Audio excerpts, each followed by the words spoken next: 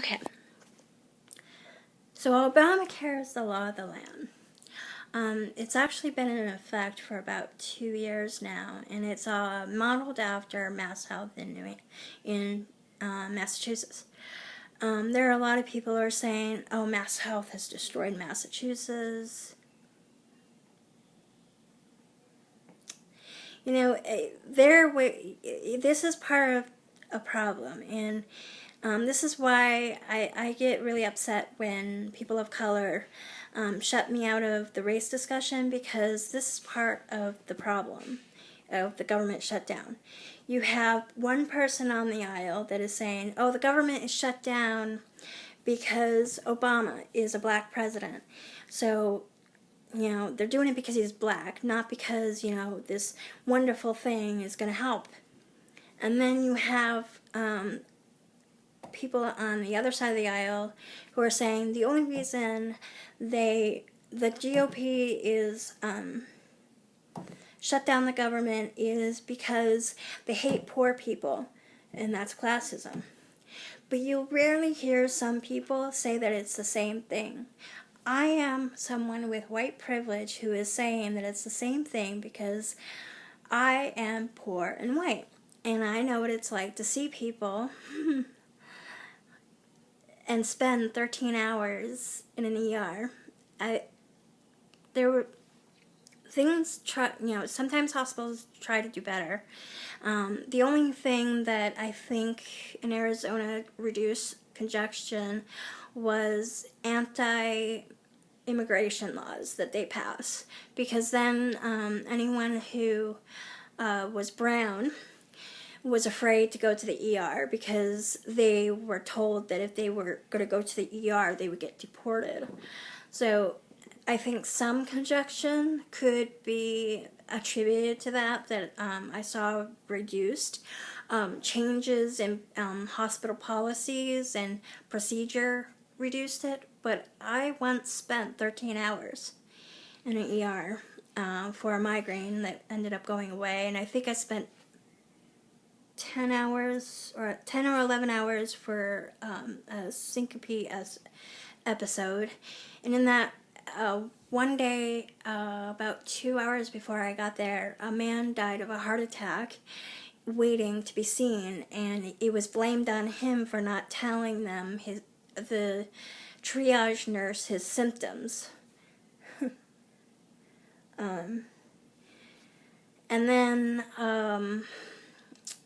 then I was there when a young woman was bleeding and was in an early stage of pregnancy, and they just said, she was afraid she was miscarrying, and they told her to wait.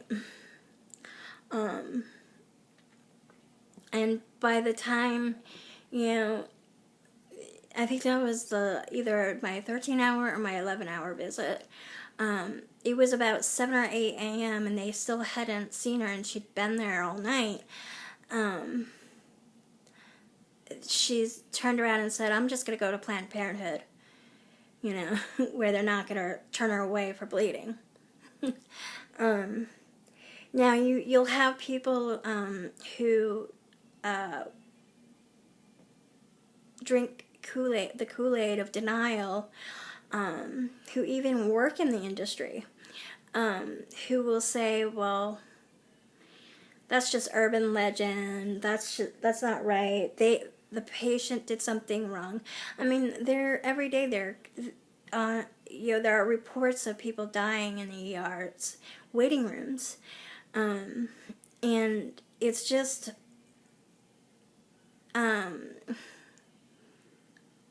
it's insulting to sit there and say to someone who has witnessed these things that they're making it up. Yeah, you're making it up. It doesn't happen. Just because you have an experience doesn't mean that it doesn't happen.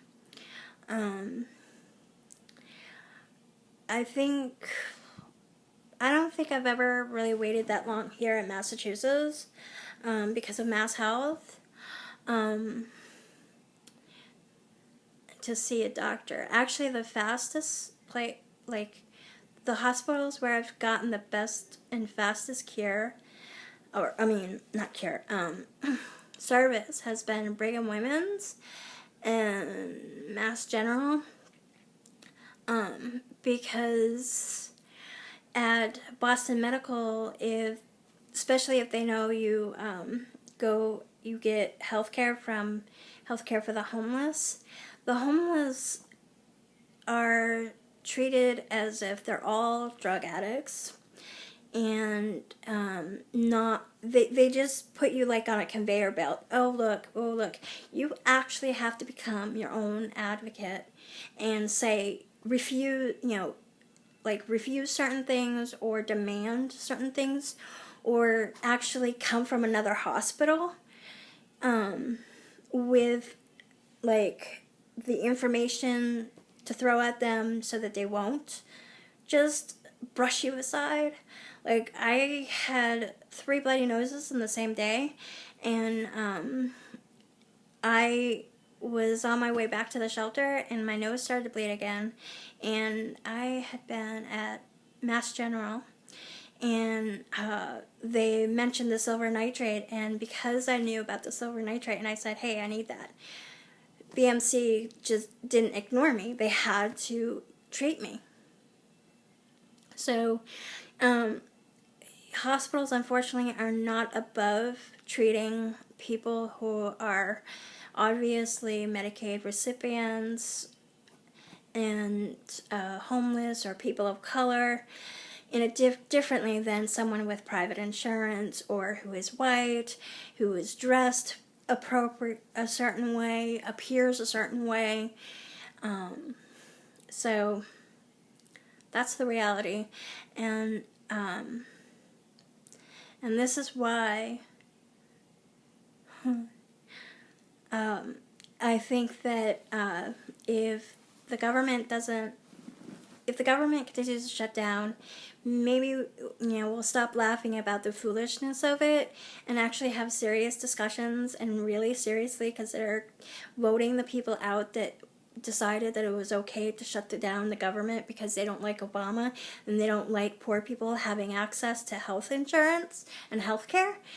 These same people also are cutting benefits to, like, because of the shutdown, they're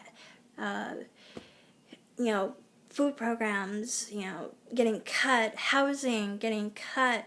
There are so many different, the scale of who's getting hurt by the shutdown is vast. And, they're in this, news agency and media people and even regular people that belittle how expansive this is and say, oh, it's not hurting anyone. Well, it is hurting a lot of people, and ignoring it makes you the problem. So, in one way, I hope it does go on for a while, but in a second, but really I don't, because these people don't need to be deprived of these services that got cut because of the shutdown. But the sooner the shutdown stops, the sooner people forget. And the sooner people go back to their original position and re-elect the same GOP people. Come on, people. Who, really, what's really the problem, and what's really funny about it, and what's really serious about it? Are we really going to change, or are we just going to continue to allow ourselves to be duped and just laugh in the end and continue to be discriminating against people of color and continue to discriminating about people who are poor and deny it because it's so much safer because we live in our own comfortable world, and as long as it's not hurting me, it doesn't exist.